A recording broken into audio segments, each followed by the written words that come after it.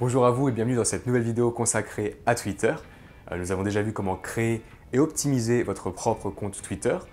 On a filmé mon écran en utilisant l'exemple d'une entreprise type fictive, ma super boîte. On a aussi vu les premières gammes que vous allez jouer sur Twitter, donc le fonctionnement général du réseau social. Et aujourd'hui, je vais vous montrer comment créer un tweet à haute viralité, c'est-à-dire qu'on va disséquer le tweet parfait, entre guillemets, celui qui a le plus de chances d'être partagé sur Internet.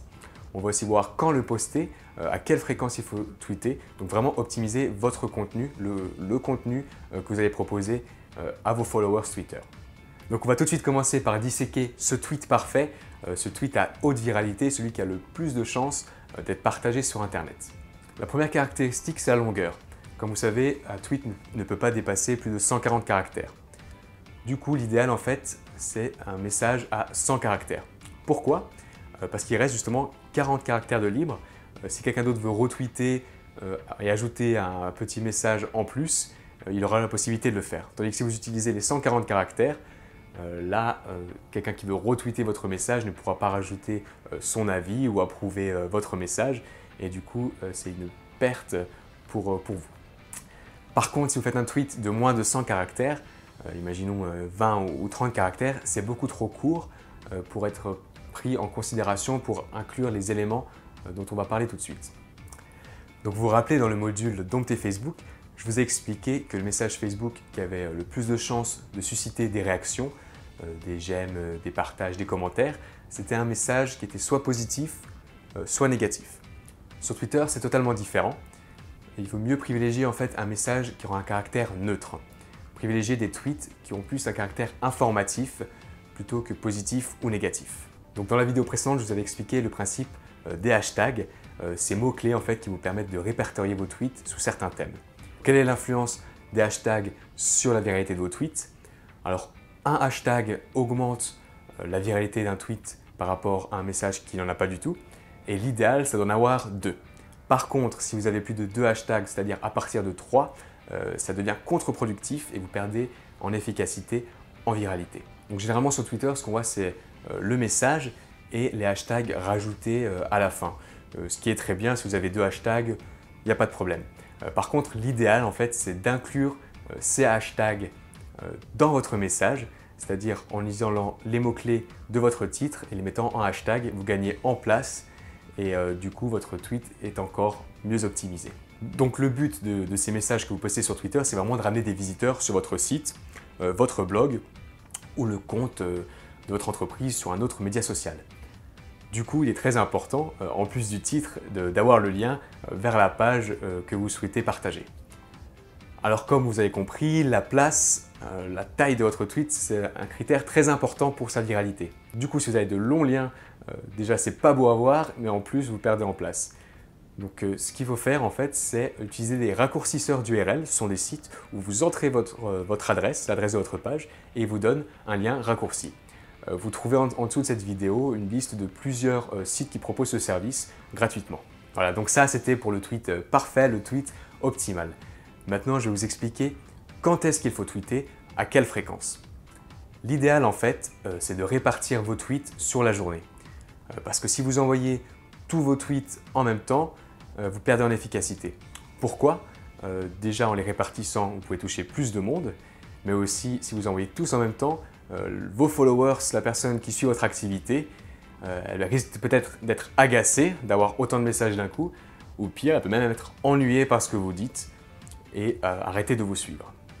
C'est pour ça qu'il est vraiment important de répartir vos tweets sur la journée et même sur la semaine. Dans la prochaine vidéo, je vais vous expliquer comment est-ce que vous pouvez automatiser la publication de vos tweets.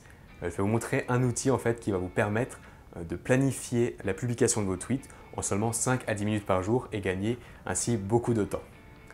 Une autre question que vous posez peut-être, c'est combien de tweets par jour est-ce que je dois poster?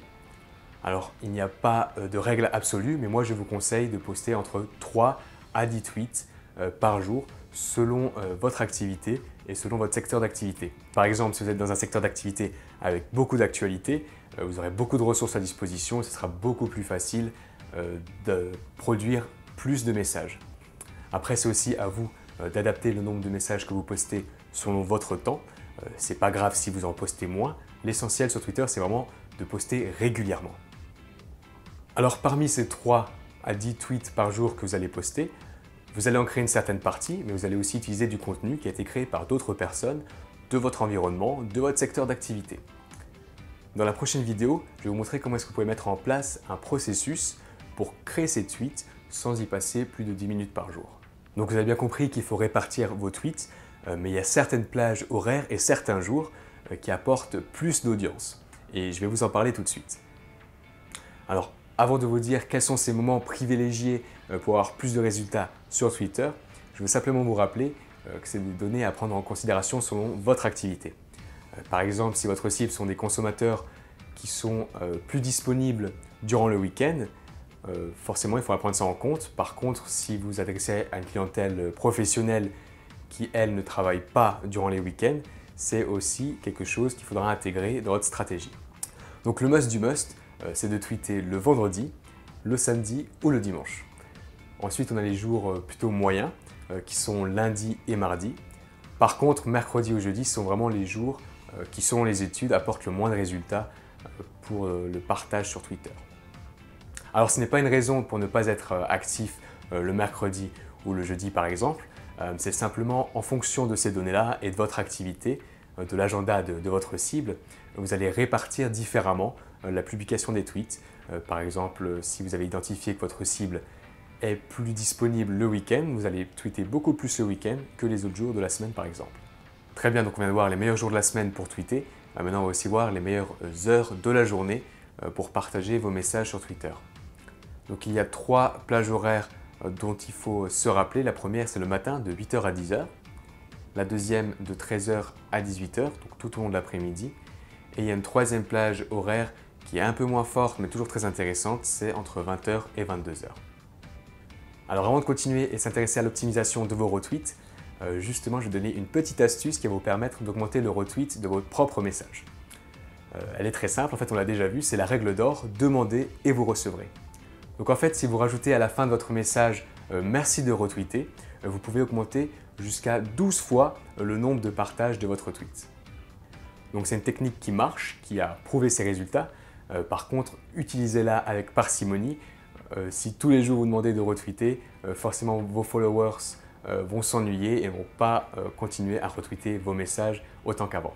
Concernant l'optimisation des tweets, j'ai reçu pas mal de questions très intéressantes sur le retweet.